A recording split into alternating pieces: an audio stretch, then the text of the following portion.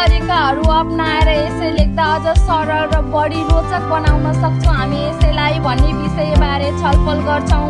एसे लेख्दाखेरि के कस्ता कुराहरूलाई ध्यान दिनुपर्छ, कस्तो जानकारी हामीसँग हुनुपर्छ भन्ने विषयबारे छलफल गर्छौँ अनि एसे लेख्ने सरल तरिका पनि सिक्छौँ। यो भिडियोलाई धेरै नलम्ब्याई समयको सदुपयोग गर्दै म अगाडि बढ्न चाहन्छु। त्योभन्दा पहिले मेरो च्यानललाई लाइक, सेयर, सब्सक्राइब गरिदिनु होला। यसै गरी मलाई सपोर्ट गरिदिनु होला। म अझ बढी इन्ट्रेस्टिङ एजुकेसनल भिडियोहरू लिएर आउनेछु। ल अब हामी आफ्नो एसेतर्फ लाग्छौँ।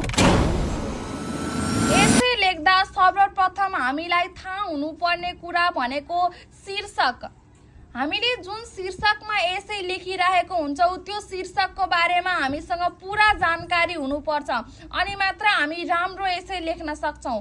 र अर्को कुरा हामीले एसे लेख्दाखेरि के ध्यान दिनुपर्छ भने हामीलाई यो कुरा थाहा हुनुपर्छ कि एसे हामी 3 हरफमा लेख्छौँ, पहिलो, दोस्रो र तेस्रो। पहिलो भनेको इन्ट्रोडक्सन, इङ्ग्लिसमा इन्ट्रोडक्सन, प्रथम अनुच्छेदमा हामीले के लेख्नुपर्ने हुन्छ भने हामीले जुन शीर्षकको बारेमा लेखिरहेको छौँ, एसे चाहे लेख्न गइरहेको छौँ, त्यसको परिचय दिनुपर्ने हुन्छ।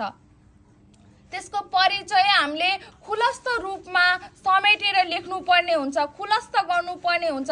त्यसै गरी अर्को इङ्ग्लिसमा बडी भनिन्छ, जहाँ हामीले त्यो शीर्षकका सम्बन्धी भएको घटना, फाइदा, बेफाइदा, इङ्ग्लिसमा भन्छ कज, इफेक्टहरू हामीले सबैलाई समेटेर त्यहाँ खुलस्त रूपमा व्याख्या गर्नुपर्ने हुन्छ। समस्या, कस्तो समस्या चलिरहेको छ, कस्तो के कारण कस्तो कारणहरूले गर्दाखेरि अब यो फाइदा बेफाइदा भएको छ भन्ने कुराहरूलाई हामीले सबैलाई खुलस्त रूपमा समेटेर एउटा मिठो शैली र भाकामा हामीले त्यहाँनिर खुलस्त रूपमा लेख्नुपर्ने हुन्छ। यसले हाम्रो एसेलाई अझ बढी रोचक बनाउँछ। त्यसै गरी अन्तिममा आउँछ कन्क्लुजन, जहाँ हामीले एसेको अन्त्य गर्नुपर्ने हुन्छ। त्यहाँ अन्त्य गर्दाखेरि हामीले अब कस्तो समस्या चलेको थियो, अब त्यो समस्याहरूलाई हामीले कसरी समाधान गर्न सकिन्छ, कस्तो नियमहरू हामीले फैल्यायौँ भने, कस्तो नियमहरू पालना गर्यो भने त्यो समस्या घट्दै जान्छ, त्यो समस्या कम हुन्छ भन्ने विषयबारेमा हामीले सबै कुराहरूलाई समेटेर त्यहाँ खुलस्त रूपमा लेख्नुपर्ने हुन्छ। साथै हामीले त्यो शीर्षक सम्बन्धी के बुझेको छौँ, हामीसँग के ज्ञान छ भन्ने कुरा पनि हामीले त्यहाँ उल्लेख गर्यो भने हाम्रो एसे अझ बढी रोचक हुन्छ, अझ बढी पढ्न मन लाग्ने, सुन्न मन लाग्ने, अझ बढी हामी त्यसलाई बनाउन सक्छौँ। अनि एसे लेख्दाखेरि अर्को कुरा पनि हामीले के ध्यान दिनुपर्छ भने एसे लेख्दाखेरि हामीले ध्यान दिनुपर्ने कुरा भनेको ग्रामेटिकल मिस्टेक हो। इङ्ग्लिसमा एसे लेख्दाखेरि ग्रामेटिकल मिस्टेक्सलाई हामीले बढी फोकस गर्नुपर्छ। त्यसले पनि हामीलाई बढी अङ्क उठाउन, हामीले एक्सपेक्ट गरेको अङ्क उठाउनमा हेल्प गर्छ, मद्दत गर्छ। र हरेक परीक्षामा एसे अति नै महत्त्वपूर्ण हुन्छ। इङ्ग्लिसमा एसे र नेपालीमा निबन्ध, जसले 10 देखि 15 मार्क ओगटेको हुन्छ, 15 नम्बर ओगटेको हुन्छ। त्यसमा हामीलाई लेख्ने भाका, शैली, तरिका थाहा हुनुपर्छ।